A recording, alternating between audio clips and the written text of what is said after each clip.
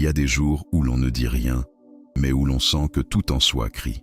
On se lève avec le poids invisible d'une impuissance chronique. Ce n'est pas une douleur vive, ce n'est pas un drame visible. C'est un lent effritement de la volonté, un sentiment de ne plus avoir prise sur rien, de subir le quotidien comme une pluie qui ne cesse jamais. On fait ce qu'il faut, on tient, mais en dedans, on sent que ça cède, doucement. L'âme se courbe sous des vents que personne ne voit. Ce que tu ressens n'est pas de la faiblesse, c'est la fatigue d'avoir dû être fort, trop longtemps, sans pause, d'avoir porté sans crier, d'avoir encaissé sans réponse. Et parfois, tu te demandes, jusqu'à quand? Jusqu'à quand vais-je devoir supporter sans fléchir? Est-ce qu'un jour, ce sera plus léger? La vérité, c'est que la vie ne deviendra pas plus facile. Mais toi, tu peux devenir plus fort, pas dans le sens d'un durcissement, pas en t'armant d'indifférence ou de carapace, mais en te forgeant de l'intérieur, en construisant un entraînement mental qui ne nie pas la douleur, mais qui apprend à l'utiliser. Sénèque l'a dit, tout ce qui blesse l'âme forge aussi son armure. Ce que tu vis n'est pas un frein, c'est une forge. Il ne s'agit pas de fuir les épreuves, mais d'y entrer avec une conscience nouvelle. Chaque défi, chaque frustration, chaque chute peut devenir un atelier, un lieu où se façonne une version plus stable, plus enracinée de toi-même. Épictète nous rappelle une vérité simple, mais souvent oubliée. Ce n'est pas ce qui t'arrive, mais ton jugement sur ce qui t'arrive qui te domine. Ce que tu vis n'est pas le problème, c'est ce que tu en fais qui compte. Et si, au lieu de te débattre contre les vagues, tu apprenais à respirer sous l'eau? Et si la réponse n'était pas de vaincre tout ce qui te défie, mais de devenir quelqu'un qui ne se perd plus face aux défis? Ce script n'est pas une méthode miracle, c'est une invitation à revenir à l'essentiel, à bâtir une force tranquille, une sérénité qui ne dépend plus de l'extérieur, une autorité intérieure, patiemment cultivée. Tu n'as pas besoin de tout contrôler, tu n'as pas besoin de tout réussir, tu n'as pas besoin de prouver quoi que ce soit à qui que ce soit. Tu as juste besoin d'une chose, te retrouver. Et cela commence par là, par cette décision silencieuse de ne plus vivre comme une victime passive des événements, mais comme un artisan, lucide de ton monde intérieur. Ce que tu vas découvrir ici, ce ne sont pas des slogans, ce sont des pratiques, des perspectives, des entraînements mentaux inspirés de la sagesse stoïcienne, adaptés aux tempêtes d'aujourd'hui. Tu vas voir que la paix n'est pas une absence de problème, c'est une présence à soi qui ne cède plus à la panique. Une respiration lente au milieu du vacarme, une force douce mais inébranlable. Alors oui, tu peux traverser ce qui te semble aujourd'hui insurmontable, mais pas en devenant un autre, en devenant pleinement toi, toi mais renforcé et toi mais recentré, toi mais enfin libre à l'intérieur. Il y a ce moment précis, souvent silencieux, où l'on sait qu'on a échoué. Il ne s'annonce pas toujours par un drame.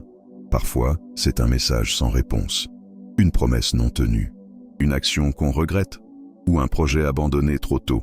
Et ce moment laisse une empreinte invisible, une morsure dans l'estime de soi. On ne dit rien, mais on se juge. On se parle avec dureté. Et parfois, ce dialogue intérieur devient plus cruel que l'échec lui-même. Car au fond, ce qui blesse, ce n'est pas tant d'avoir raté, c'est de croire que cet échec nous définit, qu'il est un verdict, une preuve de notre incapacité. Et là, sans le savoir, on nourrit une prison mentale. On devient l'otage de nos erreurs passées. On cesse d'oser.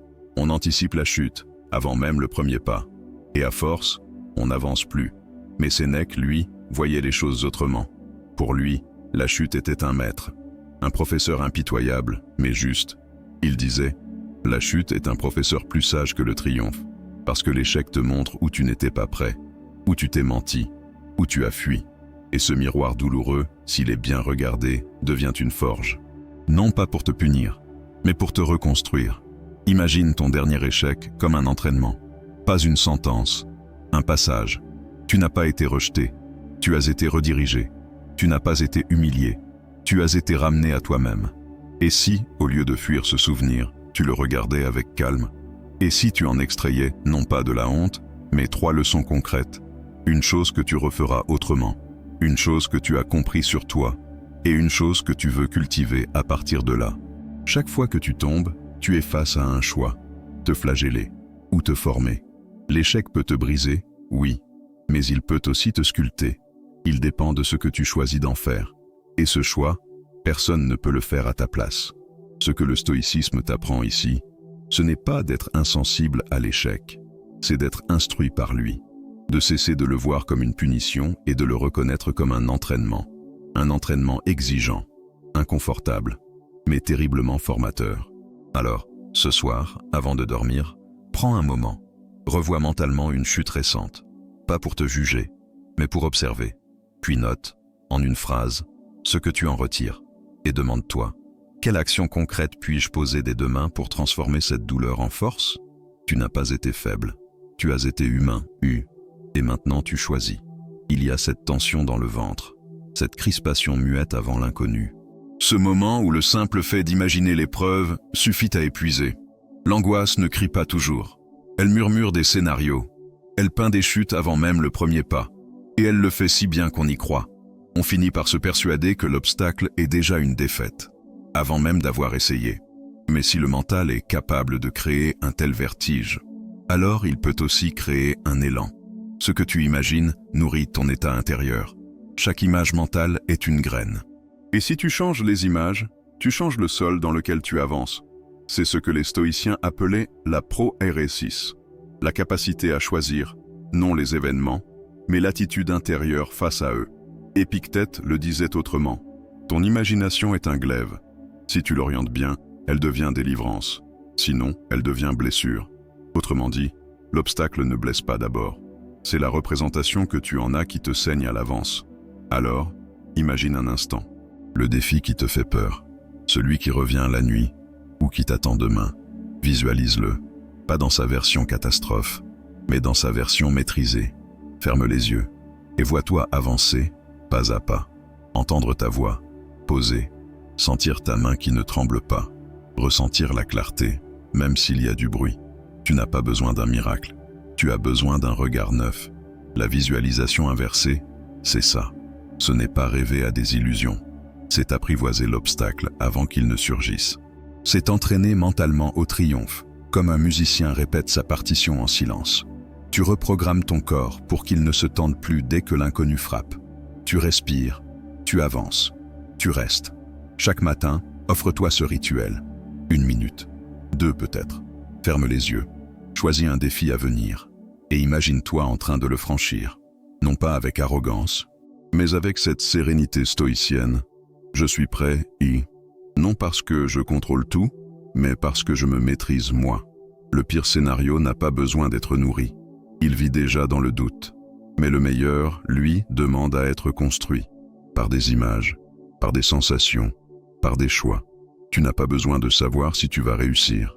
Tu as besoin de sentir que tu peux tenir. Et tenir, c'est déjà avancer. Le regard des autres peut devenir un miroir déformant. Il te montre, non pas qui tu es, mais ce que l'autre projette. Et pourtant, tu t'y accroches. Comme si, sans ce reflet, tu n'existais plus. Comme si leur voix valait plus que ton silence. Et alors, sans t'en rendre compte, tu t'adaptes, tu te plies, tu t'effaces, jusqu'à ne plus savoir quel est ton vrai contour. Mais ce poids-là, il n'est pas une fatalité. Il est une construction, une prison mentale dont la clé se trouve en toi. Sénèque l'exprimait sans détour. L'âme forte ne se penche que sur son propre tribunal intérieur. Cela ne signifie pas devenir froid, indifférent ou sourd aux autres.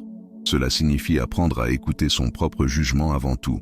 Quand tu dépends trop du regard extérieur, chaque critique devient une blessure. Chaque silence devient un rejet. Chaque mot flou devient une accusation. Et l'estime de toi s'effondre au moindre souffle. C'est une vie vécue sous la dictature de l'opinion. Une vie qui ne t'appartient plus. Mais tu peux reprendre ton pouvoir. Tu peux décider que ce que l'on pense de toi ne te définit pas. Que les mots blessants ne sont que des sons, porteurs des blessures de l'autre. Qu'une remarque n'est pas un verdict. Qu'un jugement n'est pas une vérité. Le regard qui compte, c'est le tien. Mais pas celui nourri par la peur ou la comparaison. Celui éclairé par la clarté de tes valeurs. Ce que tu défends, ce que tu refuses. Ce que tu es prêt à incarner, même dans le silence, même dans l'incompréhension.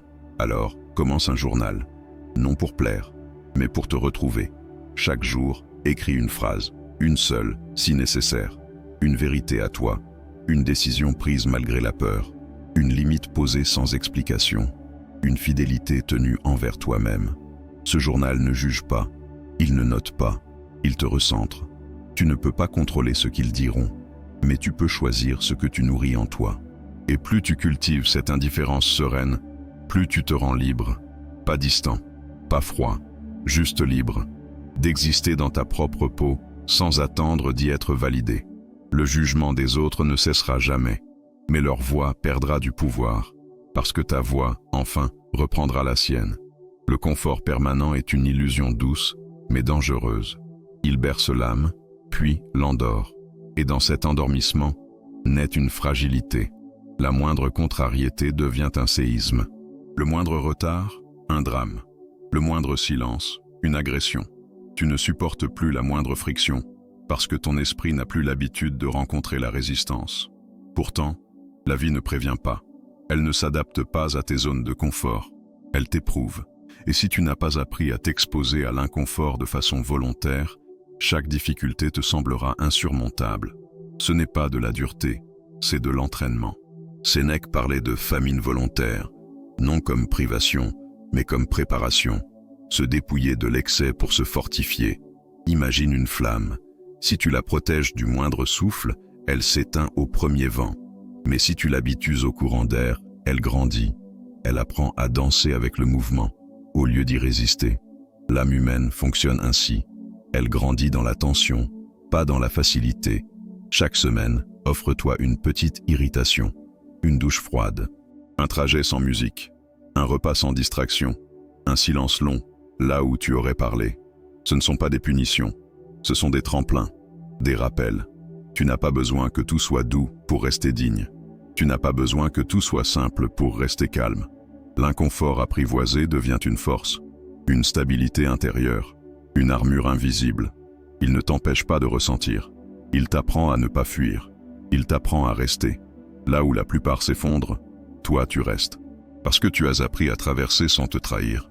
Et quand la vie te bousculera, car elle le fera, tu ne demanderas pas qu'elle s'arrête. Tu demanderas juste à ton cœur de tenir, et il tiendra. Parce que tu l'auras préparé, doucement, sagement, avec respect. C'est dans l'inconfort que se révèle ta paix.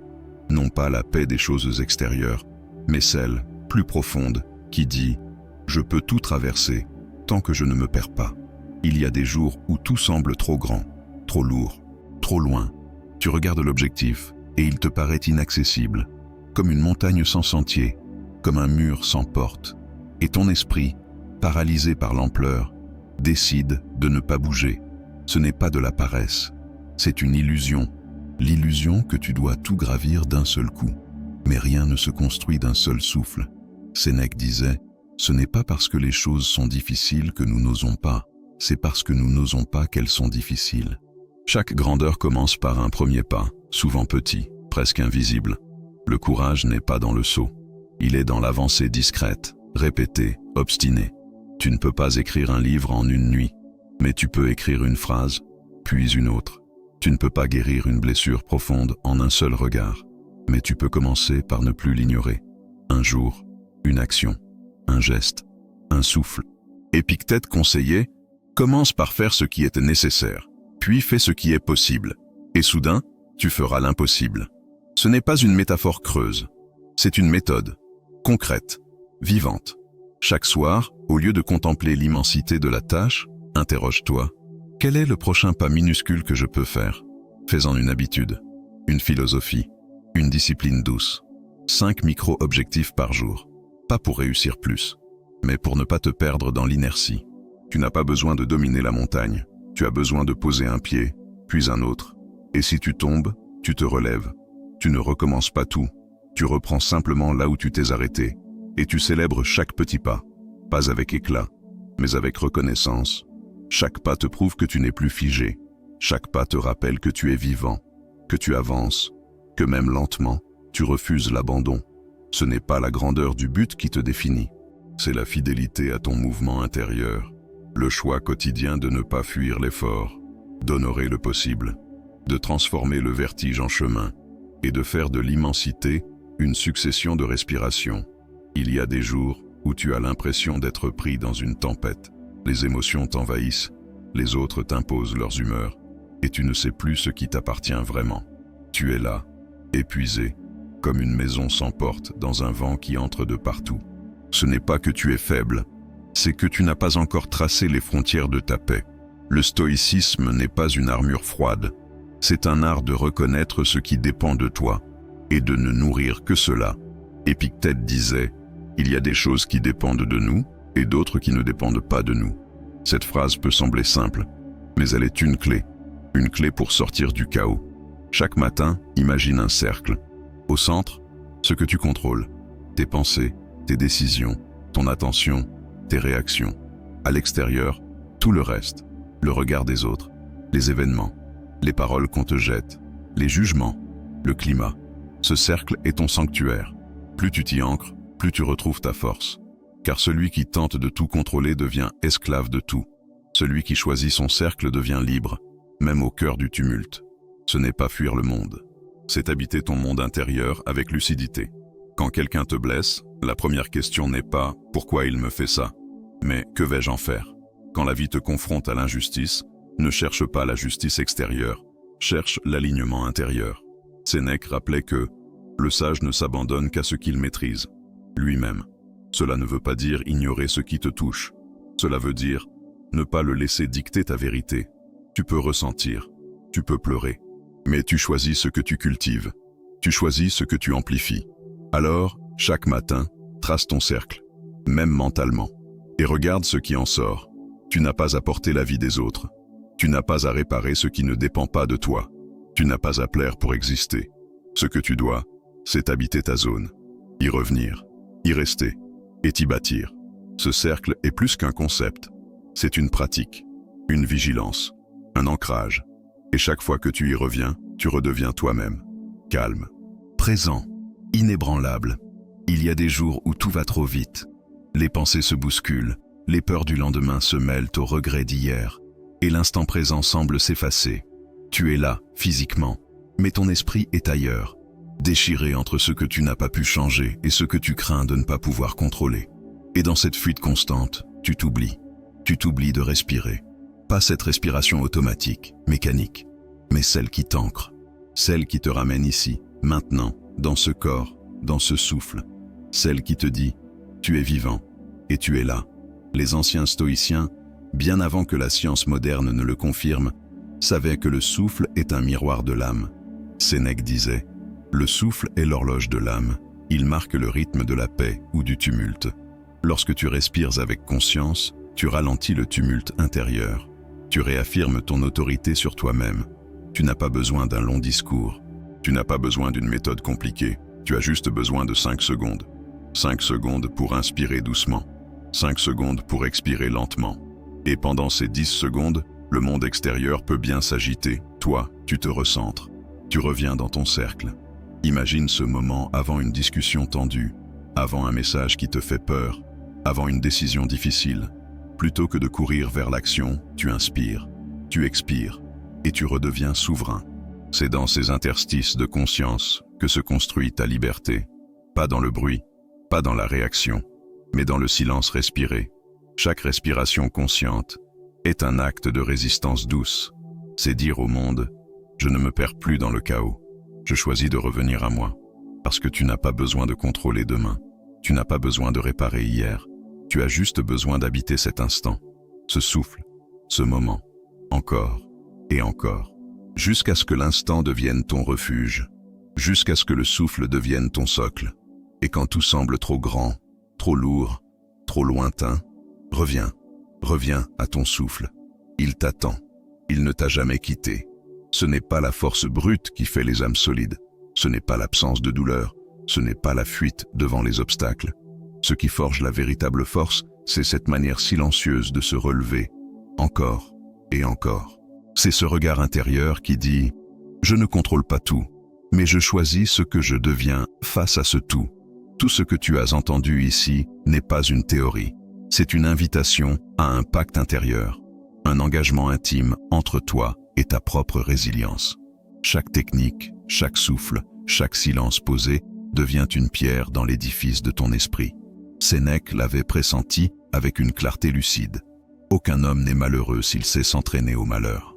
Non pas pour devenir insensible, mais pour apprendre à ne plus se briser au premier choc, pour faire de chaque épreuve une leçon, de chaque chute une ascension. Épictète nous le rappelle, ce n'est pas l'événement qui trouble l'homme, mais son opinion sur l'événement. Tu peux transformer, tu peux choisir, tu peux réinterpréter.